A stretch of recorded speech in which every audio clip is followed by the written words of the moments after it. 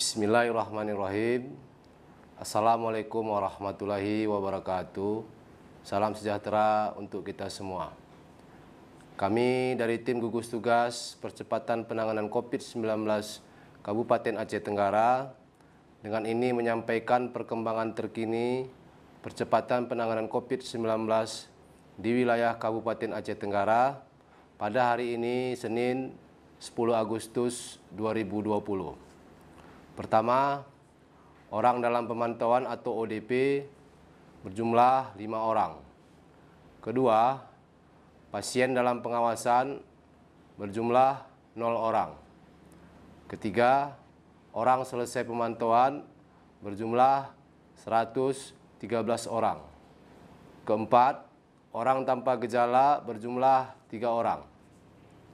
Selanjutnya, kami sampaikan jumlah orang yang masuk dari pos pemeriksaan perbatasan Loe Pakam yang berbatasan dengan Kabupaten Karo, Provinsi Sumatera Utara dari tanggal 9 Agustus 2020 pukul 08.00 WIB sampai dengan 10 Agustus 2020 pukul 08.00 WIB berjumlah 225 orang.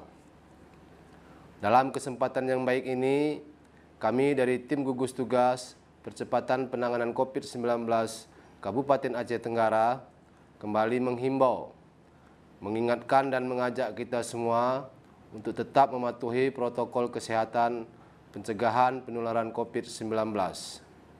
Terapkan perilaku hidup bersih dan sehat, jaga jarak fisik antara satu dengan yang lain, hindari tempat keramaian atau kerumunan orang atau yang sering kita sebut dengan physical distancing dan social distancing.